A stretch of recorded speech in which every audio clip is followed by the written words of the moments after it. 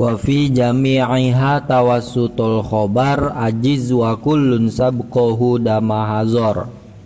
Wa fi jami'iha, dan dalam seluruh kana dan saudari-saudarinya, tawassutul khobari terhadap menengah-nengahinya khobar, ajiz perbolehkanlah siapa kamu.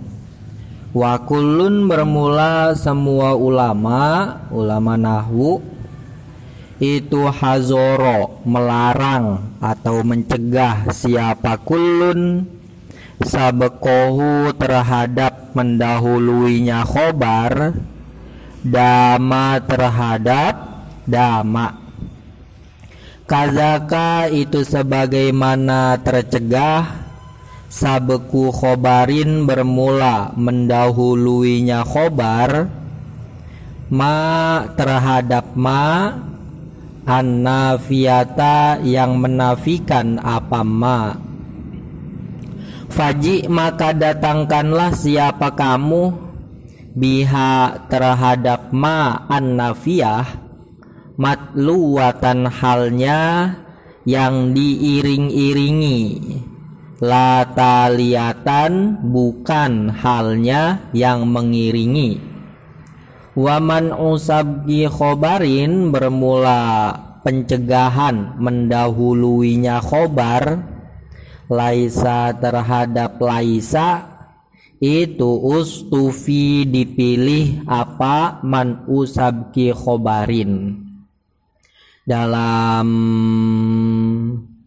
pembahasan kana ya, ada kana, kemudian isimnya kana dan khobarnya kana. Runtutannya begitu, kana isimnya baru khobarnya.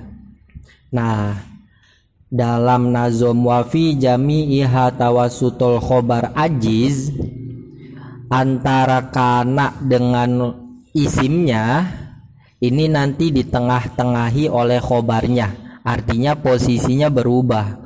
Khobar berada di antara kana dan isimnya, atau kana berada di antara saudara-saudara kana dan isimnya. Kalau contoh yang normal itu kana Zaidun qa'iman, kana ada siapa Zaidun Zaid, qa'iman adalah orang yang berdiri. Zaidun isimnya kana, qa'iman khobarnya kana. Kemudian qa'iman yang selaku khobarnya kana boleh diposisikan di tengah antara kana dengan Zaidun, sehingga diucapkan kana qa'iman Zaidun. Ini diperbolehkan. Begitupun saudari-saudari kana yang lain, semisal madama ya, madama selagi ada siapa Zaidun Zaid itu qa'iman orang yang berdiri. Qa'iman kita posisikan di antara madama dengan Zaidun, itu boleh. Madama qa'iman Zaidun itu boleh. Begitupun saudari-saudari kana yang lain, khobarnya boleh berada di antara saudari-saudari kana beserta isimnya, begitu. Kemudian wa kullun sabqahu damahazor, ini ulama melarang apabila khobarnya kana mendahului terhadap lafaz dama. Jadi untuk kana dan saudari-saudarinya, ketika khobarnya mendahului kana dan saudari-saudarinya, ini ada pemilahan. Seandainya kana kemudian asbaha, pokoknya yang selain dama, selain mazala, mabariha, mafati'a, manfakka dan laisa, selain itu maka khobar boleh mendahului kana dan saudari-saudarinya. Kita bisa ucapkan qa'iman kana Zaidun. Qa'iman adalah orang yang berdiri karena ada siapa Zaidun Zaid, itu boleh. Atau asbaha Zaidun qa'iman, jadinya qa'iman asbaha Zaidun, itu boleh. Nah, kalau seandainya khobar dari madama ini dilarang untuk mendahului madama. Kalau diucapkan qa'iman madama Zaidun, qa'iman sebagai khobarnya ini mendahului madama, ini tidak diperbolehkan. Itu maksud dari wakullun sabqahu damahazor. Kemudian kaza kasabuku khobarin manafiyah faji biha matluwatan latalia, khobar dari saudarinya kana yang didahului oleh maknafi atau yang menyamai manafi, berarti ada 4 lafaz ya, bariha, fatiha, infakta, dan zala. Ini kan syarat dia bisa beramal adalah didahului oleh manafi atau yang menyamai manafi kan. Nah, untuk 4 lafaz ini khobarnya dilarang mendahului ma, berarti tidak boleh kita ucapkan qa'iman mazala Zaidun, atau qa'iman ma bariha Zaidun, atau qa'iman man fakka Zaidun, atau qa'iman ma fati'a Zaidun. Ini tidak boleh. Kemudian yang terakhir waman usabgi khobarin laisa stufi, ini maksudnya khobar dari laisa juga tidak boleh mendahului laisa. Kita hanya boleh mengatakan laisa Zaidun qa'iman ya, atau laisa qa'iman Zaidun. Qa'iman yang selaku khobar berada di tengah antara laisa dengan isimnya laisa, itu boleh. Tapi seandainya khobarnya mendahului laisa sehingga diucapkan qa'iman laisa Zaidun, ini tidak diperbolehkan gitu. Jadi dalam 3 nazom, 2 nazom setengah ini ya, Syekh Ibnu Malik menjelaskan tentang posisi khobar atau peletakan khobar. Seandainya khobar diletakkan di tengah-tengah antara kana beserta saudari-saudarinya dan isimnya kana beserta saudari-saudarinya, ini boleh. Entah itu kana, asbaha, sampai madama, ini boleh khobar berada di tengah antara mereka dengan isimnya. Tapi seandainya khobar mendahului mereka, mendahului kana dan saudari-saudarinya, ini ada rincian. Seandainya mendahului madama, ini tidak diperbolehkan. Seandainya mendahului mazala, mabariha, mafati'a, manfaka, ini juga tidak diperbolehkan.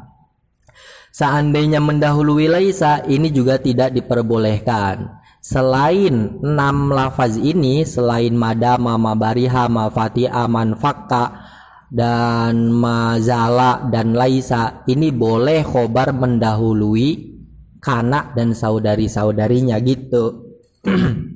Asbaha, semisal asbaha Zaidun qa'iman, qa'iman selaku khobar bisa mendahului asbaha, jadinya qa'iman asbaha Zaidun gitu. Kemudian wazu tamamin ma birof'in yaktafi, wazu tamamin bermula fi'il yang tam, yang sempurna, ma adalah fi'il yaktafi yang menganggap cukup apa ma birof'in terhadap ma'mul yang terbaca rofa. Wama bermula fi'il siwahu yang selain tam, nakisun adalah fi'il yang nakis, yang kurang. Wanaksu bermula hukumnya nakis, fi fati'a dalam lafaz fati'a, laisa dan lafad laisa, zala dan lafad zala, daiman dalam selamanya, itu kufi diikuti apa an-naqsu. Kemudian ini menjelaskan kana beserta saudari-saudarinya ada 2 kelompok. Ada yang tam, ada yang nakis. Ada yang sempurna, ada yang nakis, yang kurang. Pengertian dari fi'il yang tam itu bagaimana?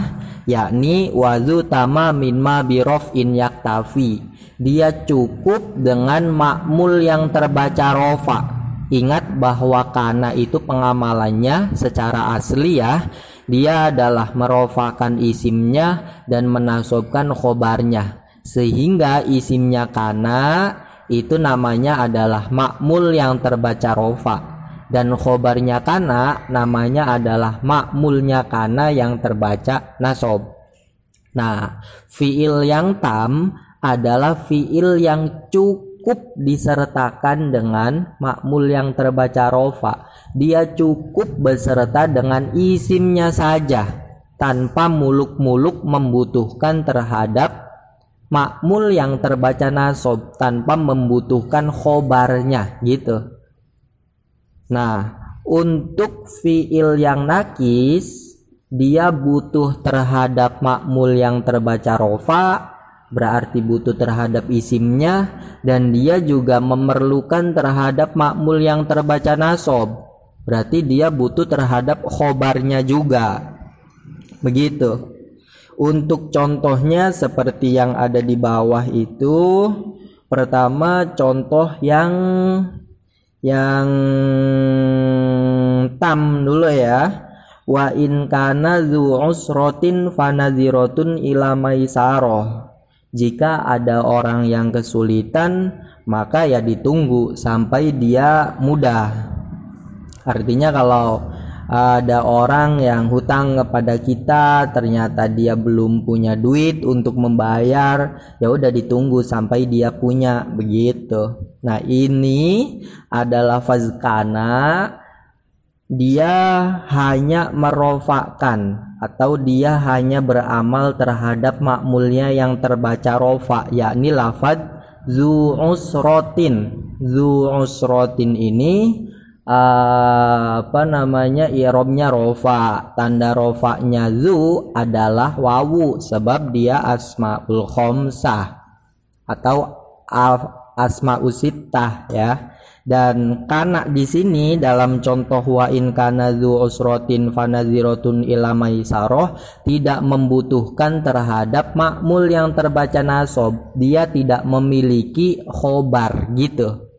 Dan biasanya kalau di pesantren salaf itu untuk kana yang tam maknanya itu adalah hasil atau wujud. Wa in kana jika wujud siapa dzu usrotin, orang yang memiliki kesulitan gitu. Makna dari kana yang tam adalah wujud atau hasil. Untuk makna dari kam yang nakis ini untuk membedakan secara makna. Nanti kana maknanya adalah ada, seperti contoh yang di bawahnya kana yang nakis, kana zaidun qaiman atau kana zaidun aliman. Kana ada siapa zaidun zaid, aliman adalah orang alim. Nah, kana ini beramal terhadap lafaz zaidun. Zaidun namanya ma'mul yang terbaca rofa. Kemudian aliman ini ma'mul yang terbaca nasob atau khobarnya kana. Sehingga kana dalam contoh kana zaidun aliman merupakan kana yang nakis. Begitu ya, perbedaan antara fiil yang nakis dengan fiil yang tam. Dan ini tidak berlaku hanya pada kana, maksudnya pada lafaz-lafaz yang lain pun asbaha, amsa, soro dan seterusnya itu berlaku. Cuman dalam nazom yang selanjutnya wan naqsu fi fati'a laisa zala daiman kufi, maksudnya untuk saudari kana berupa fati'a, kemudian laisa, kemudian zala, dia hanya punya pilihan nakis. Artinya tiga lafaz ini, ma fati'a, ma zala dan laisa, dia tidak ada istilah tam. Artinya dia harus punya isimnya dan harus punya khobarnya. Tidak bisa dia hanya memiliki isimnya gitu. Ya, intinya fati'a laisa zala itu dia hanya berlaku sebagai fiil nakis, tidak berlaku fiil tam. Berbeda dengan saudari-saudari kana yang lain. Kalau saudari-saudari kana yang lain ya berlaku nakis, juga berlaku tam.